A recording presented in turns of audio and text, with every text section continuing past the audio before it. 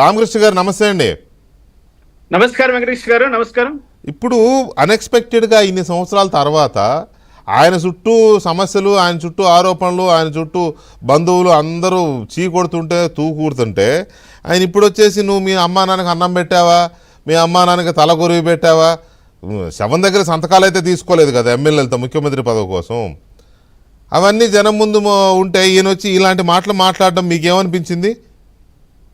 వెంకటకృష్ణ గారు సార్ మనందరికీ నమస్కారం. నమస్తే అండి. ఒక చిత్తూరు జిల్లా వాసిగా, నారా చంద్రబాబు నాయుడు గారి కుటుంబాన్ని దగ్గరగా చూసిన వాడిగా, అదే విధంగా వైఎస్ రాజశేఖర రెడ్డి కుటుంబాన్ని కూడా దగ్గరగా చూసిన వాడిగా, అన్ని తెలిసిన వాడిగా ఒక మాట చెప్తున్నాను. ఏదైతే Pulivendula sisters versus Pulivendula brothers గా మారిపోయిందో అప్పటి నుంచి ఈ యొక్క తేడాలు బయట వచ్చాయండి వెంకటకృష్ణ గారు. ఇప్పుడు రాజశేఖర రెడ్డి చనిపోయిన తర్వాతనే కదా శర్మిల గారు బయట ప్రపంచానికి తెలిసారు. అంతకు ముందే ఒకవేళ ఎంపీగా ఉన్నటువంటి జగన్మోహన్ రెడ్డి కూడా తర్వాతనే అవన్నీ జరిగాయి. మరి ఏ రోజు కూడా శర్మిల గారు ఎలా ప్రవర్తించారు? 2019లో అధికారంలోకి వచ్చిన తర్వాత జగన్మోహన్ రెడ్డి సీఎంగా ఉన్న తర్వాత వాళ్ళ మధ్య ఏం జరిగింది అనేది ప్రజలందరూ చూసాం. వివేకానంద రెడ్డి హత్య కేసు గురించి అందరూ చూసాం. ఇవన్నీ చూసిన తర్వాత కుటుంబం గురించి, ముఖ్యంగా తల్లిదండ్రుల గురించి మాట్లాడే నైతిక హక్కు జగన్మోహన్ రెడ్డికి లేదు, ఉండదు, ఉండబోదు అని నేను అంటున్నానండి. ఎందుకు ఈ మాట అంటున్నానంటే, తండ్రి చనిపోయిన తర్వాత శవం దగ్గర చేసిన శవరాజకీయాలు కానీ, బతికినటువంటి తల్లిని ఎలా ఆయన అవమానపరిచాడో, ఆమెను వైఎస్ఆర్సీపీ పార్టీ అధ్యక్షురాల నుంచి తొలగించిన తర్వాత ఆమె ఎందుకు హైదరాబాద్కే పరిమితం అయిపోయిందో, ఆమె పైన జరిగినటువంటి అనేకమైనటువంటి ఇవి ఎలక్షన్ టైంలో ఆమె ఎందుకు అమెరికా పారిపోయారు, ఇవన్నీ ప్రజలు మర్చిపోయారని జగన్మోహన్ రెడ్డి అనుకోని ఈ రోజు ఆయన ఏదో సుభాషితాలు చెప్తున్నాడండి. పైగా ఇవన్నీ మీరు నేను లేకపోతే పార్టీలో మాట్లాడటం లేదు కదా, ఆవిడ సరే వాళ్ళ చెల్లి వాళ్ళ తల్లే మాట్లాడుతున్నారు, బయట వాళ్ళు మాట్లాడటం ఇవన్నీ.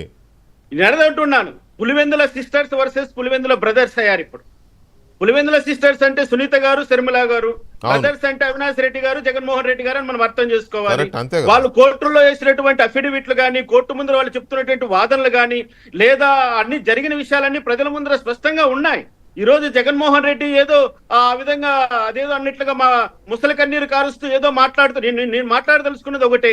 ఈ రోజు ఆయన మన చంద్రబాబు నాయుడు గారి యొక్క కుటుంబాన్ని, వాళ్ళ తల్లిదండ్రుల విషయం ప్రస్తావన చేశాడు. నేను మాట చెప్తున్నా, చంద్రబాబు నాయుడు గారి కుటుంబము రైతు కుటుంబం.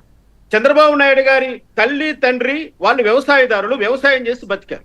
అదే విధంగా ఈ యొక్క వైఎస్ రాజశేఖర రెడ్డి తండ్రి అయినటువంటి రాజారెడ్డి హత్యలు, కూనీలు చేసుకుంటూ, దుర్మార్గాలు అన్ని చేసుకుంటూ, ఆ దుర్మార్గాలను లీగలైజ్ చేసడం కోసం పొలిటికల్ గా రంగు మార్చారే గాని, వీళ్ళు పొలిటికల్ గా వచ్చింది కూడా అందుకే కదా, వాళ్ళు చేసిన అక్రమాలను లీగలైజ్ చేసుకోవడం కోసమే రాజశేఖర రెడ్డి సీఎం అయ్యాడు కానీ, లేకపోతే ఆయన ఇతరత్రైతే కాలేదు, ప్రజా సంక్షేమం కోసమో ప్రజల కోసమో కాదు. నేను చెప్తున్నాను, ఎందుకంటే మహానాయకుడు అంటున్నారు కానీ రాజశేఖర రెడ్డి అంత ఫ్యాక్షనిస్టు, రాజశేఖర రెడ్డి చేసినన్ని హత్యలు, రాజశేఖర రెడ్డి చేసినన్ని అక్రమాలు రాయలసీమలో మరొకరు చేస్తూ ఉండరు. మరి అటువంటి రాజశేఖర రెడ్డి, రాజారెడ్డికి ఈ ఇటువైపు చంద్రబాబు నాయుడు గారి తండ్రి అయినటువంటి స్వర్గీయ ఖర్జూర నాయుడు గారికి ఎలా పోలికండి, ఎలా పోలుస్తున్నాడు ఆయన? ఒక పూట అన్నం పెట్టలేదు, ఒక పూట ప్రజలకు చూపించలేదు అంటున్నాడు. ప్రజలకు చూపించడానికి వాళ్ళు ఏమన్నా కేసులు ఇరుక్కున్నారా, లేకపోతే ఫ్యాక్షనిస్ట్లా? వాళ్ళు ఒక మర్యాదస్తులుగా, ఒక రైతు కుటుంబంగా, ఒక బాధ్యత కలిగినటువంటి ఒక సమాజంలో బ్రతకవలసినటువంటి మనుషులుగా బతికారు చంద్రబాబు నాయుడు గారి తల్లిదండ్రులు. నీ తల్లిదండ్రులు ఎలా బతికారు? కనిపించిన వాడిని నరుక్కుంటా పోతూ, కనిపించిన ఆస్తిని అంతా దోచుకుంటూ, ఎవరిని కూడా బ్రతకనీయకుండా వాళ్ళ కాళ్ళ కింద, చెప్పుల కింద వేసి తొక్కి పట్టి అక్రమంగా మీరు సంపాదిస్తూ మీరు ఎదిగారు. వాళ్ళు రైతు కష్టంతో, వాళ్ళ భుజాల కష్టంతో వాళ్ళు కష్టపడి వాళ్ళు పైకి వచ్చారు.